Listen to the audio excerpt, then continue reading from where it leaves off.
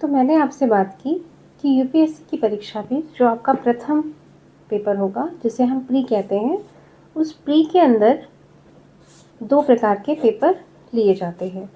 एक होता है पेपर फर्स्ट और एक होता है पेपर सेकंड।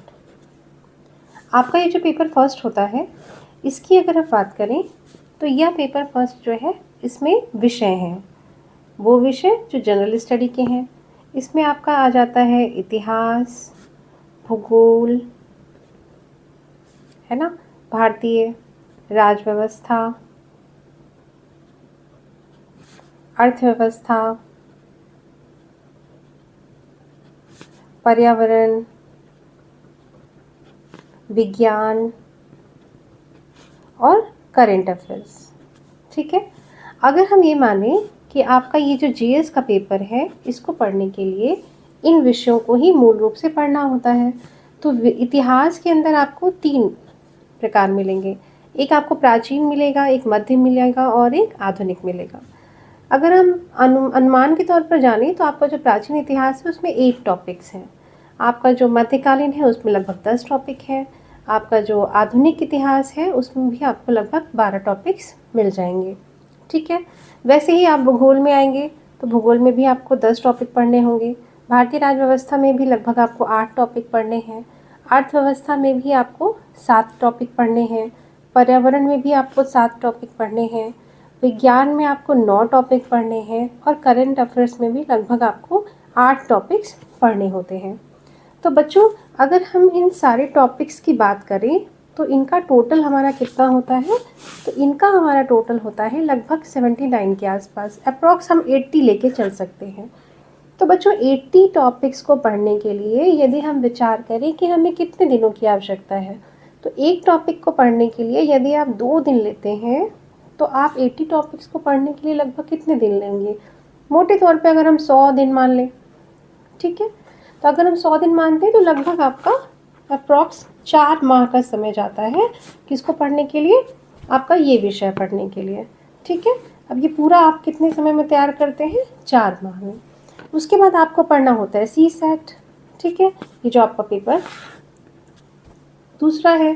पेपर सेकंड सी सेट में जितनी भी चीज़ें हैं वो सारी पढ़ने में लगभग आपको 1 माह का समय लगेगा।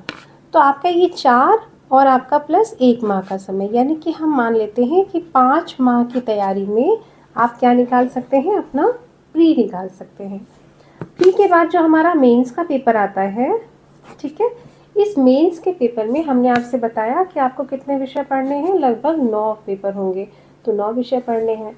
यदि हम एक पेपर के लिए 12 दिन का समय दें, ठीक है, 12 दिन में एक पेपर अच्छा तैयार हो सकता है। अगर हम 12 दिन का समय दें, 12 से 10 दिन, 15 दिन, कहीं ज़्यादा कहीं कम, ऐसे अगर हम समय दें तो लगभग 9 पेपर पढ़ने के लिए हमें जो समय लगता है वो लगभग 172 दिन का समय लगता है। मोटे तौर पे हम इसको 180 दिन मान लेते हैं। अगर हम इसको 180 दिन मानते हैं और थोड़ा समय ले लेते हैं, क्योंकि बच्चे कई स्तर के होते हैं, कुछ बहुत फास्ट होते हैं, कुछ एवरेज होते हैं, है ना, तो हम इसको मोटे तौर पे कितना मान लेते हैं? 180 दिन ले सकते हैं, और भी हम इसमें बढ़ा सकते हैं। चलिए, हमने इसको टोटल 6 माह का समय ले लिया। तो आपने देखा 5 माह की तैयारी हमने किसकी की? प्री की। और 6 माह की तैयारी हमारी किसकी हुई? मेंस की। ठीक, तो टोटल आपके पास कितने माह की तैयारी हुई? आपकी 11 माह की तैयारी, जिसमें आपका प्री और मेंस दोनों क्वालिफाई हो जाता है। जब आपकी दोनों परीक्षाएं पास हो जाती हैं तो अब आपके पास क्या बचा? इंटरव्यू, है ना। अब इंटरव्यू के लिए अगर हम मान लें 1 महीने की आपने जी तोड़ मेहनत करी, ठीक, थोड़ा ज़्यादा समय भी लग जाएगा, तो भी हम मान लेते हैं कि 12 माह में आपकी इस पूरी परीक्षा का पैटर्न आपका रेडी हो जाता है। तो अब हम तैयार हैं 12 माह के पश्चात इस परीक्षा को देने के लिए। हम अपने रिविजन्स करते चलेंगे, किताबों की सहायता से अपनी जनरल नॉलेज बढ़ाते चलेंगे, न्यूज़पेपर्स और जिन भी तरीके से, चाहे वो न्यूज़ चैनल्स हों, चाहे वो द हिंदू न्यूज़पेपर्स हों, या जो मार्केट में कुछ पतली सी करंट अफेयर्स की किताबें आती हैं, क्या क्या पढ़ना है इस पर तो हम लोग बाद में बात करेंगे। आज केवल हमने ये बात की कि हम किस तरीके से 12 माह में इस परीक्षा को क्रॉस कर सकते हैं।